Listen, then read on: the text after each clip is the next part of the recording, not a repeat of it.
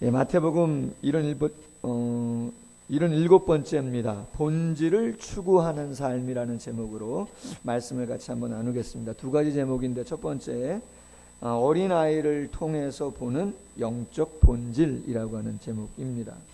예수님이 공생에 6개월을 남겨두시고 2년 반 갈릴리 사역을 다 마치시고 최종 사역의 종착지인 예루살렘을 향해서 내려오셨습니다.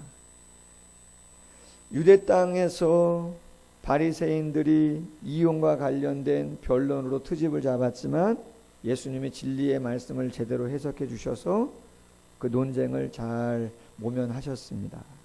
그리고 났는데 오늘 본문에 봤더니 많은 여인들이 아이들을 데리고 예수님께 왔습니다. 데리고 온 목적은 전에 들은 이야기가 있는 거죠. 갈릴리에서 예수님이 엄청 귀한 분인데 능력도 많이 행하신 분이고 특별히 어린 아이들을 사랑하셔서 많이 기도도 해주시고 축복도 해주셨다. 그 기도를 받은 아이들 중에 병자들은 낫기도 하고 기쁨을 누리는 그러한 은혜가 있었다. 많이 들었겠죠. 그래서 많은 어머니들이 아이들을 데리고 예수님께 나왔습니다.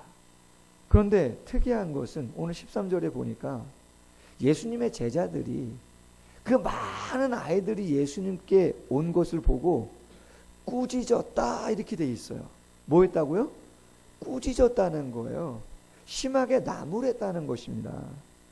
아니 그럼 왜 어린아이들이 예수님께 온 것을 가지고 제자들이 꾸짖었나? 예수님이 먼 갈릴리에서 유대 땅까지 오시냐고 찌는 듯한 더위에 피곤했는데 좀 쉬어야 되는데 어린아이들을 많이 데리고 왔으니까, 그렇죠? 예수님을 위해서 조금 거리감을 두게 한 것인가? 아니면 조금 전까지만 해도 바리새인들하고 치열하게 이혼과 관련된 논쟁 때문에 좀 예민해져 있는 예수님 쉬셔야 되는데, 그죠? 배려 차원에서 제자들이 어린아이들을 물린 것인가 하는 것이죠. 그런데 그렇지 않습니다. 왜? 14절에 예수님이 뭐라고 말씀하셨냐면 어린아이들을 용납하고 내게 오는 것을 금하지 말아라. 천국은 이런 사람의 것이다. 그리고 안수를 해주고 축복을 해주고 그 자리를 피하셨단 말이죠. 피곤한 기색도 없이 꾸짖거나 귀찮아하지 않으시고 그냥 그대로 축복 기도를 해주셨다는 거죠. 그럼 의문이 들죠. 왜 예수님의 제자들은 예수님이 괜찮다는데 왜 꾸짖었나 이 말입니다. 한마디로 안타깝게 제자들은 영적인 시각이 아직도 성숙하지 않은 것이죠. 지금은 그렇지 않습니다. 가정이 이사를 가거나 중요한 계획을 세우거나 할 때 가정의 중심은 부모님, 남편, 아내, 그렇습니까? 누가 제일 먼저 생각납니까? 어린 자녀들이죠. 자녀들의 학업, 자녀들의 친구 관계, 그런 것들이 예전보다는 훨씬 더 중요한 가치로 여겨졌습니다. 그러나 예수님 당시는 어떻습니까? 어린아이들은 그러한 중심이 아니죠. 천덕꾸러기예요. 업신여김을 받고 푸대접을 받는, 인구 수에도 들어가지 않는 어린아이들은 드러나지 않아요. 힘이 없어요. 당장 무슨 보탬이 되지 않아요. 오히려 늘 챙겨줘야 돼요. 늘 채워줘야 돼요. 시끄러워요. 때로는 어때요? 귀찮아요. 그래서 예수님 당시에는 장애가 있는 아이는 그냥 내다 버려도 아무도 뭐라고 하지 않을 정도로 어린아이들은, 그죠? 그냥 귀찮은, 푸대접 받는 그러한 존재였다는 거죠. 여러분이 제자들이라고 생각해 보세요. 기대감을 갖고 예루살렘에 왔잖아요. 무슨 일 하려고요? 큰 일 하려고. 대단한 일 하려고. 예수님이 메시아, 능력 있는 분이기 때문에 정권을 뒤엎고 뭔가 큰 일을 하려고 기대감 속에서 예루살렘을 향해서 유대 땅을 밟았는데 반겨주는 사람들은 높은 사람들이 아니고 귀찮고 하찮은, 드러나지도 않는 그런 어린아이들이 막 몰려왔단 말이야. 속으로 무슨 생각했겠어요? 지금 이 녀석들이 우리가 무슨 일을 기대하고 여기 왔는지도 모르고 저리가 애들은 가라 이랬던 것이죠. 여러분, 우리는 예수님이 하신 말씀을 좀 주목해야 됩니다. 무슨 말씀하셨어요? 천국이 이런 사람의 것이라는 것이죠. 아멘. 여러분, 제자들 사이에서 18장에서 어떤 다툼이 있었냐면 누가 크냐라고 하는 다툼이 있었어요. 그때 예수님이 18장 3절과 4절에서 이렇게 말씀합니다. 너희가 돌이켜 어린아이들과 같이 되지 않으면 결단코 천국에 들어가지 못한다. 그러므로 누구든지 이 어린아이와 같이 자기를 낮추는 사람이 천국에서 큰 자다. 이렇게 이야기했습니다. 어린아이들의 영적인 자세, 그 겸손과 순종, 영적인 의존성, 눈에 보이지는 않지만 주님이 우리에게 원하시는 중심을 가장 잘 보시는 영혼은 어린아이들이라고 말씀을 하신 거예요. 그러하기에 본질을 추구하기 위해서는 지금 당장 보이지 않고 유익이 없고 소진되어져 가는 부분이 많다 할지라도 소중한 어린아이들을 간과해서는 안 된다라고 하는 거예요. 오늘 설교 제목이 본질을 추구하는 삶이에요. 여러분, 본질적인 가치는 잘 드러나지가 않아요. 특색이. 어떤 바로바로 어떤 그것을 내가 가치 있게 여겼다고 해서 열매를 바로바로 따먹을 수 있는 것도 아니에요. 본질적인 가치는 드러나지도 않고 숨겨져 있고요. 애를 많이 써야 되고 시간이 많이 가야 돼요. 여러분, 이해하십니까? 본질적인 가치가 뭡니까? 영혼 아닙니까? 예수님이 그렇게 강조하신 자기를 낮추는 자가 천국에서 큰 자다. 하나님의 사랑을 받는 자는 교만한 자가 아니고 오직 영적인 의존성, 그 마음의 겸손함을 놓지 않고 하나님께 나아가는 자다. 여러분, 겸손이 눈에 보입니까? 잘 드러나던가요? 그렇게 여러분이 겸손하려고 노력하고 애쓰고 용서하고 희생하고 인내하는데 여러분의 열매가 삶 속에서 그러한 영적인 가치들, 그 본질적인 가치들 때문에 풍성해지는 모습들을 금방금방 경험합니까? 경험할 수 없습니다. 본질적인 가치라고 하는 것은 쉽게 드러나는 것들이 아니에요. 오랜 시간 속에서 그 가치를 꽃피우는 것이지.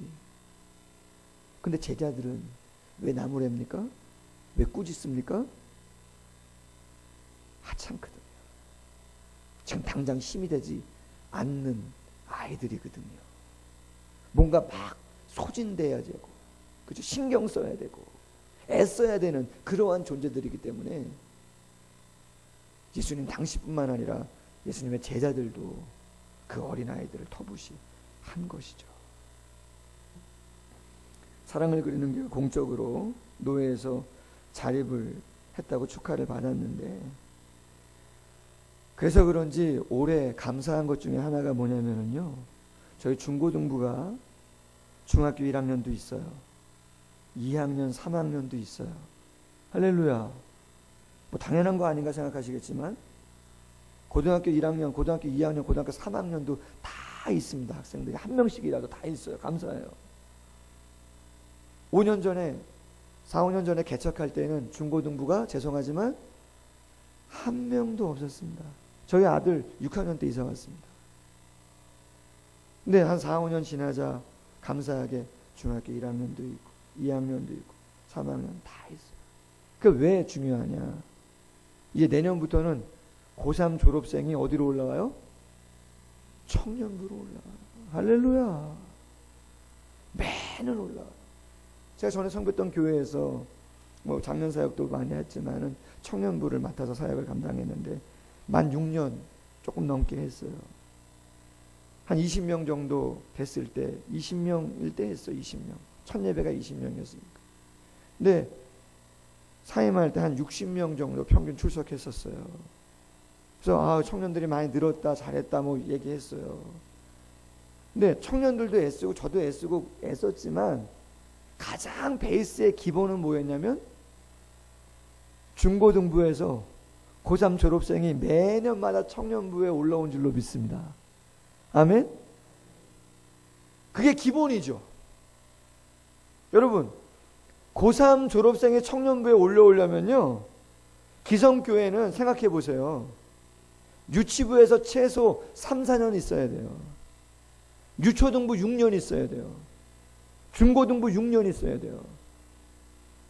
보통 15년 정도는, 제가 섬겼던 교회는 교육부서가 다 지하에 있어, 지하에. 교사 선생님들은 한 번도 햇빛을 보지 못하고, 한 번도 메인 예배라고 하는 본 예배에 11시 예배에 참석도 못하고, 늘 그 곰팡이 냄새 나는 데에서, 홍수나면 물편했던 그곳에서, 그렇게 열악한 환경도 아니지만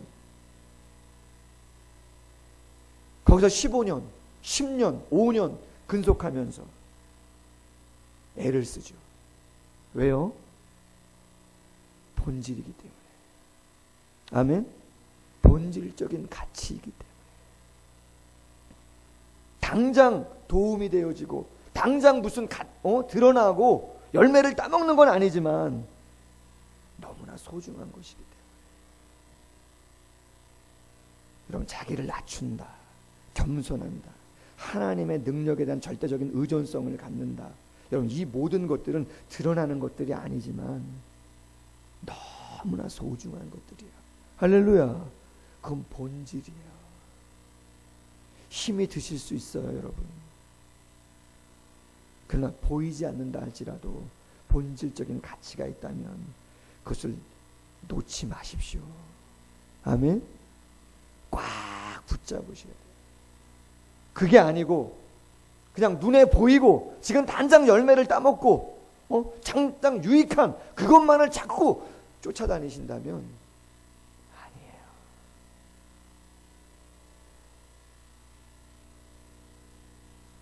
아이들을 통해서 얻을 수 있는 영적인 본질이 뭐냐?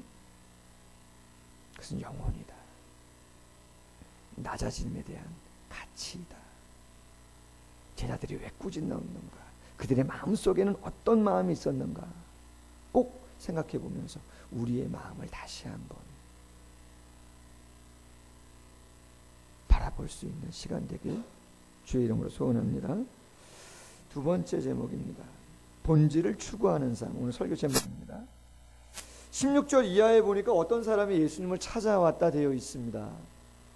그럼 이 사람은 어떤 사람인가? 공간복음에 다 기록되어 있습니다. 오늘 본문이. 마가복음 10장, 누가복음 18장에 이 사람을 구체적으로 이렇게 표현했습니다. 이 사람은 청년이다. 그렇게 되어 있어요. 청년. 또 이 사람은 관원이다 되어 있어요. 관원. 고급 관리다. 고위공직자다는 거예요. 뿐만 아니라 누가복음에 이렇게 되어 있어요. 큰 부자다. 그렇게 표현이 되어 있어요. 그럼 대단하지 않습니까? 젊은 청년이 고위공직에 올라, 그것도 큰 부자라는 거예요. 재정적으로 성공한 사람이 아니에요. 할렐루야. 정정부 청년 할렐루야. 또 청년 어디? 할렐루야. 여러분, 젊은 날 고위관직에 올라 큰 부자로 부도, 명예도, 권력도 다 손아귀에 쥐은 대단한 사람이죠. 예수님께 나와 질문을 합니다. 뭐라고 질문하는가? 16절. 선생님, 내가 무슨 선한 일을 해야 영생을 얻겠습니까? 여러분, 이 사람이 어떤 사람인가, 어떤 영적인 상태의 사람인가를 이 질문을 통해서 한번 생각해 볼 수 있어요. 첫 번째, 이 사람은요, 예수님을 메시아로 믿는 사람은 아닙니다.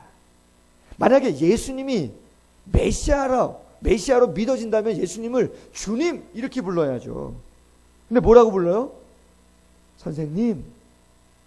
그냥 많은 선생님들 중에 조금 더 나은 선생님 이렇게 불렀단 말이죠. 두 번째, 이 청년은 하나님의 나라, 영생이 자신의 행위를 통해서 얻을 수 있는 것으로 착각을 했던 사람이에요. 왜요? 질문을 이렇게 했잖아요. 내가 무슨 선한 일을 해야 영생을 얻겠습니까? 공로사상이 너무나 많은 사람이죠. 마지막 세 번째, 이 청년은 인간의 그 불완전한 선이 하나님 나라의 절대적인 선과 같다고 착각을 한 사람이에요. 내가 선하면 하나님이 그것을 당신의 선의 수준으로 받아주실 것이라고 생각한 착각을 한 사람이라는 것이죠. 예수님이 대답합니다. 17절, 어찌하여 선한 일을 내게 묻냐? 선한 이는 오직 한 분뿐이시다. 네가 선하다고 생각하는 인간의 불완전한 행함의 선이 진정 하나님 나라의 선은 아닌 거다. 오직 선이라는 것은 사람의 의지와 행함으로 보여지는 것이 아니고 이룰 수 있는 것이 아니고 하나님만이 주실 수 있는 선이 따로 있는 거다. 그러시면서 이 청년의 인간적인 선의 부족을 깨닫게 하시기 위해서 말씀을 합니다. 뭐라고 말씀합니까? 내가 생명에 들어가려면 뭘 지켜라? 계명을 지켜라. 그때 청년이 말합니다. 무슨 계명이요? 예수님 말합니다. 살인하지 말라, 간음, 도적질, 거짓 증거하지 말라, 부모 긍정해라. 그러면서 마지막에 뭐라고 말씀하십니까? 내 이웃을 내 자신같이 사랑해라. 여러분, 내 이웃을 내 몸과 같이 사랑하라는 십계명에 있습니까? 없습니까? 있습니까? 없죠. 없잖아요. 그러나 5계명부터 10계명까지의 그 모든 계명을 하나로 해석해 놓은 것이 내 이웃을 내 몸과 같이 사랑하라. 그건 뭐예요? 계명의 본질이죠.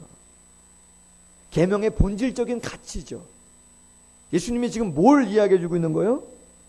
이 청년은 보이지 않는 본질적인 가치, 그 계명을 완전히 지킨 것이 아니고 온전히 지킨 것이 아니고 겉으로 드러나는 것만 행하고 있는 사람임을 예수님이 깨닫게 해주시는 것이죠.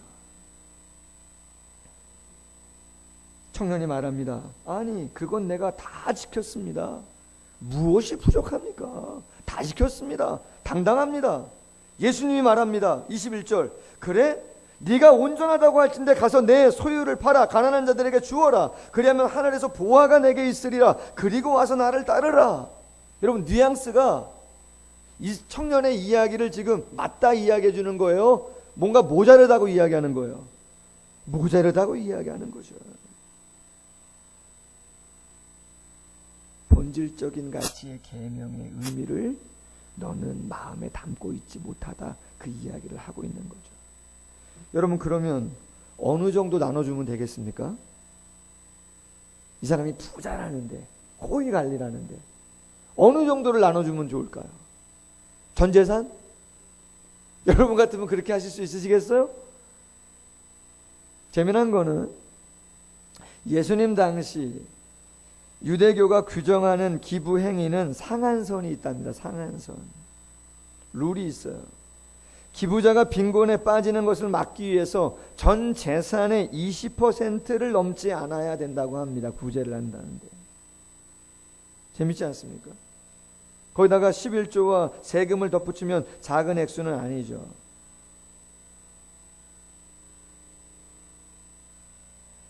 누가복음 18장 22절에 보면 이런 말씀이 있어요. 예수님이 이 청년한테 이렇게 얘기했어요. 누가복음의 표현은 네가 오히려 한 가지 부족한 것이 있다, 이렇게 표현했어요. 헬라말로 에티헨 소이 레이페이라고 하는 단어인데 정확한 번역은 이런 거예요.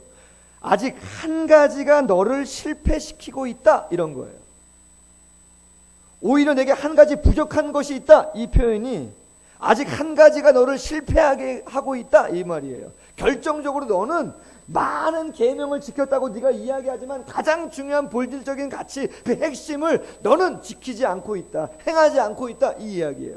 그러므로 겉으로 보여지는 모든 것들을 네가 다 한다 할지라도 하나님이 원하시는 그 수준, 인정하시는 그 수준에는 결코 도달하지 못한다, 이렇게 지금 이야기하고 있는 거예요.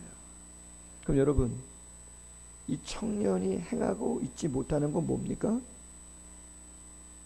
말씀을 드린 것처럼 본질적인 가치, 사랑이 결핍된 것이죠. 사랑이 있어요, 없어요? 사랑이 없어요. 사랑 대신 뭐가 있어요? 물질에 대한 탐욕이 있는 것이죠.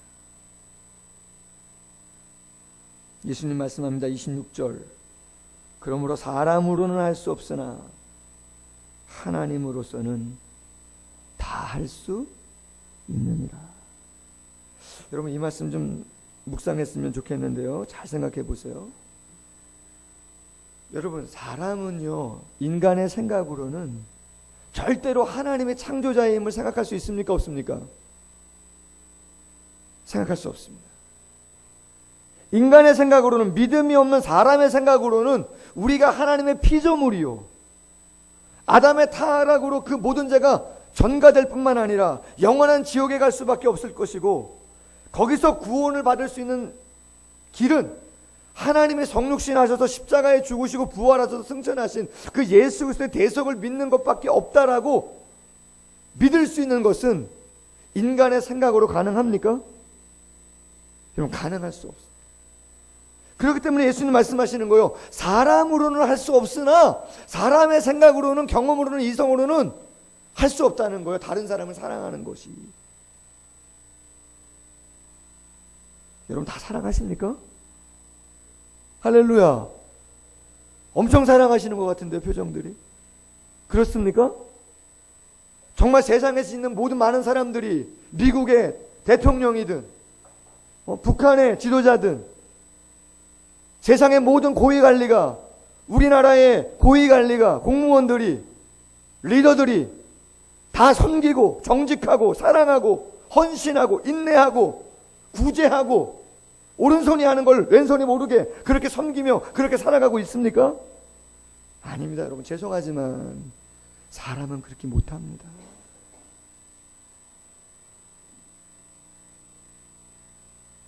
사람은 그렇게 못해요. 그럼 누가 하는가? 하나님은 하신다 그랬어요. 그럼 하나님이 하신다는 말씀의 의미가 뭡니까? 이런 거죠. 여러분, 우리가 구원받기 위해서 예배합니까? 구원을 받았기 때문에 예배를 드리고 있는 겁니까? 구원받기 위해서 기도를 하는 겁니까? 구원받았기 때문에 기도하는 겁니까? 아멘? 여러분, 구원을 받기 위해서 구제하고 헌금을 드리는 겁니까? 아니면 구원받은 것에 감사해서 정말 헌금을 드리고 구제하는 겁니까? 아멘? 이해되시겠습니까? 사람은 할 수 없어요, 여러분. 내가 땀 흘려서, 내가 노력해서, 내 새끼도 있는데, 내 노후도 있는데, 저 사람이 나를 이렇게 괴롭히는데, 내가 무시를 받는데, 내가 어떻게 본질적인 가치를 붙잡고 드러나지도 않고 지금 당장 피해를 보고 있고 지금 당장 힘든데 본질적인 가치를 부여잡고 하나님을 의존하면서 낮은 마음을 가지고 그 가치를 붙잡고 살아갈 수가 있겠는가라고 하는 거예요. 그럴 수 없어요, 사람은. 그럼 누가 그렇게 합니까? 믿음이 있는 사람이 하는 겁니다. 아멘? 믿음이 있는 사람이 헌금하고 믿음이 있는 사람이 구제하는 거예요. 아멘? 감사로 정말 여기는 사람이, 내 존재가 하나님의 것이다. 할렐루야. 내 존재가, 내 생명이 하나님의 것이다. 나는 내 의지와 내 노력으로 존재하는 것이 아니고 하나님이 나를 창조하신 것이고 나를 존재케 하는 것이다. 믿는 사람이 나의 시간, 나의 재능, 나의 젊음, 나의 인생, 나의 모든 것, 내 자녀에게 주고 싶지만 그것보다 더 가치 있는 것을 위해서 쓸 수 있는 것은 그것을 믿기 때문에 그것을 감당할 수 있는 것인 줄로 믿습니다. 그게 아니면 아무도 그 길을, 그러한 일을 할 수 없습니다. 죄송하지만 모든 계명을 다 지켰다고 하는 오늘 본문에 나오고 있는 청년, 이 사람은 자랑했지만 본질적인 가치를 모르는 사람이죠. 윌리엄 바클레이가 부가 가져오는 세 가지 중요한 결과라고 하는, 그래서 이러한 얘기를 했어요. 돈이라고 하는 거, 부라고 하는 게 어떠한 결과를 사람에게 초래하는가. 짤막하게 말씀드리면, 첫 번째, 부는요, 잘못된 독립심을 조장한다는 거예요. 잘못된 독립심. 여러분, 자녀가 장성해서 독립하는 거 좋은 일입니까? 나쁜 일입니까? 그건 당연히 좋은 일이죠. 근데 여러분, 어린아이가, 코 흘리개가 사춘기 청소년이 집을 나갔어요. 독립하겠다고. 좋은 일이에요? 나쁜 일이에요? 그거는 걱정스러운 일이죠. 저도 초등학교 3학년 때 집을 나갔었다니까요. 형님하고 누님하고 좀 안 좋아가지고 제가 서운했는지, 결국은 그날 저녁 때 TV에서 재미난 방송한다 그래가지고 집에 들어왔지만, 가요 그래고 양말 2개인가 뭐 싸가지고 갔는데 형님이 찾아오셔서 뒷산에다 본부를 전화했었거든요. 거기서 잘라고 말이죠. 집 나왔다고 막 이랬는데 얼마나 재밌어요. 부라고 하는 것은 잘못된 독립심을 조장한다는 거예요. 우리 마음속에 그런 마음이 있는가 없는가 확인하시라는 거예요. 이 청년은 그런 사람이라는 거죠. 두 번째, 부는 사람을 이 세상에 집착하도록 만들어요. 내 보물이 있는 곳에 뭐가 있다고요? 내 마음이 있다는 거예요. 근데 보물이 영원합니까? 영원하지 않아요. 고린도서 4장 18절 말씀처럼 우리가 주목하는 것은 보이는 것이 아니요 보이지 않는 것이니, 보이는 것은 잠깐이요 보이지 않는 것은 영원함이라. 할렐루야. 그럼요. 마지막 세 번째, 부는 사람을 이기적으로 만듭니다. 사람은 아무리 가져도 더 갖고 싶어요, 안 갖고 싶어요? 더 갖고 싶죠. 할렐루야. 처음 본당을 지을 때는 성도들이 없었는데, 따로 본당에서 예배만 드릴 수 있는 공간만 있었으면, 정말입니다. 예? 정말입니다. 심지어는 사택에서 예배 드려야 되나 그런 상황도 있었습니다. 처음에 부지 매입하고 이쪽으로 이사 올 때 사택 거실 넓게 해가지고 거기서 예배 드리면서 시작해야 되나 그렇게 기도했던 적도 있습니다. 그러면서 본당을 지었어요. 본당을 짓고 성도들이 오셨어요. 감사해요. 더 지어야 되나 말아야 되나, 그건 좋은 의미지만, 할렐루야, 좋은 의미지만, 여러분, 에덴 동산이 퍼펙트한 곳 아닙니까? 그런데 거기도 만족이 있어요, 없어요? 만족이 없잖아요. 에덴 동산에서 만족했으면 선악과를 따먹었겠어요? 뭔가, 그죠? 더 나은 무엇인가를 갈망하다 보니까 인간은 그러한 존재라고 하는 거죠. 그래서 프랜시스 베이컨은 말합니다. 돈은 최선의 종이요, 때로 돈은 최악의 주인이다. 돈이라고 하는 거, 물질이라고 하는 게 어떨 때는 최선의 종이 되지만, 좋지 않은 마음을 가지면 최악의 주인도 될 수 있다는 것이죠. 자, 그렇다면 부자는 다 천국에 가지 못합니까? 어떻게 되는 겁니까? 갈 수 있는 줄로 믿습니다. 세리장 삭개오도 갔고요. 관원이었던 아리마대 요셉도 갔고요. 니고데모도 다 예수님 인격적으로 만나서 변화되고 하나님이 원하는 거룩한 사명들 감당한 줄로 믿습니다. 말씀드린 것처럼 돈이 100만 원이느냐 1000만 원이느냐 10억이느냐 100억이느냐 그게 문제가 아니라 본질을 붙잡고 있느냐, 은혜를 붙잡고 있느냐, 감사를 붙잡고 있느냐, 아니면 그냥 형식적인 것들을 붙잡고 있느냐, 거기서 차이가 날 수밖에 없다는 거죠. 마지막으로 이때 철없는 베드로가 이런 질문합니다. 27절에 보니까 우리가 모든 것을 버리고 주를 따라 싸우니 우리가 무엇을 얻으리이까? 여러분, 이게 지금 상황에 맞는 질문입니까? 아닙니까? 네? 지금 분위기가 이런 질문 할 때입니까 지금? 그때 예수님 뭐라 그래요? 엄청 어려운 말 했죠? 한마디로 28절을 말한다면요, 하나님이 알아서 그때 되면 주신다 이 말이에요. 그 말이 하나님이 때 되면 알아서 보좌에 앉을 사람들은 하나님이 다 알아서 주신다 그 말씀이에요. 그러면서 29절에 뭐라고 말씀하세요? 내 이름을 위해 집이나 형제나 자매나 부모나 자식이나 전토를 벌인 자마다 당신을 가장 귀하게 여기고 많은 것을 언신한 자는 여러 배를 받고 영생을 상속할 것이다. 마가복음 10장 30절, 현세에서 100배나 받고 내세에서 영생을 받지 못할 자가 있다 없다? 없느니라. 할렐루야. 여러분 기억하세요. 말씀을 맺습니다. 왜 제자들이 어린 아이들을 꾸짖었는가 생각하세요. 그들은 눈에 보이는 것, 지금 당장 유익이 있는 것, 힘이 되는 것, 그것들을 추구했어요. 그게 본질이 아닌데도. 예수님이 왜 어린 아이들을 데리고 오셔가지고 이 아이들처럼 자기를 낮추는 자가 천국에서 크다 그렇게 말씀을 하십니까? 영혼이 본질이고 겸손이 본질이고 하나님을 의존하는 것이 본질이에요. 할렐루야. 그거는 쉽지가 않아요. 드러나지도 않아요. 당장 어떤 결과물을 얻을 수 있는 것도 아니에요. 그러나 하나님을 믿는 믿음의 성도라면 그 본질을 붙잡고 그 본질을 추구하는 삶을 살아가야 되는 줄로 믿습니다. 시간이 지나면 5년, 10년 주일학교가 채워지고 청년부로 올라와서 교회가 세워져 가는 것처럼 그러한 은혜들이 있게 되죠.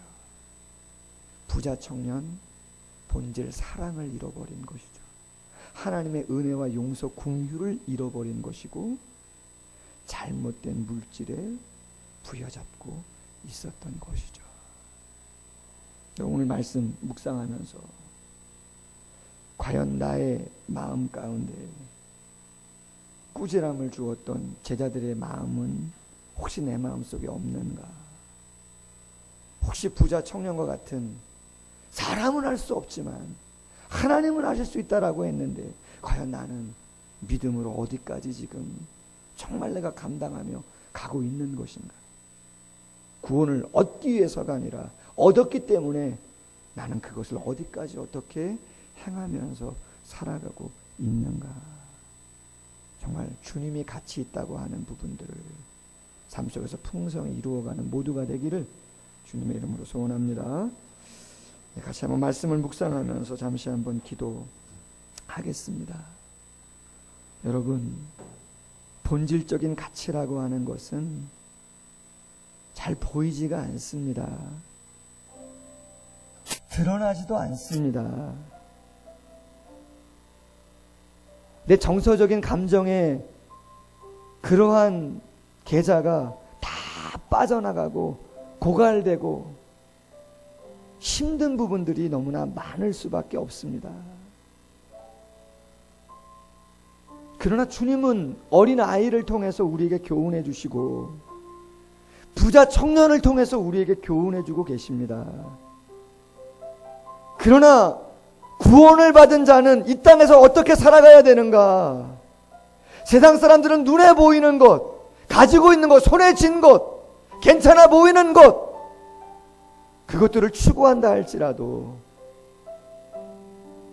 너희들은 영혼, 너희들은 하나님의 은혜와 사랑과 용서, 긍휼, 인내, 헌신, 그러한 것들을 부여잡고 삶을 감당하며 나아가야 된다, 우리에게 말씀하고 있는 줄로 믿습니다. 눈에 보이는 것은 잠깐이요 보이지 않는 것은 영원하다 했습니다. 다시 한번 도전합니다. 주님이 부족한 소자를 통해서 말씀하고 계신 줄로 믿습니다. 주님, 이 말씀 나에게 적용하게 하여 주시옵소서. 구원을 얻기 위해서가 아니라 정말 구원을 믿는 자라면, 감사한 자라면, 내가 어떻게 반응하며 나아가야겠습니까? 주님 말씀하옵소서. 내가 순종하며 나아가겠습니다. 주님 나를 이끌어 주시옵소서. 간절한 기도의 제목을 가지고 잠시 한번 통성으로 기도하겠습니다. 하나님 아버지,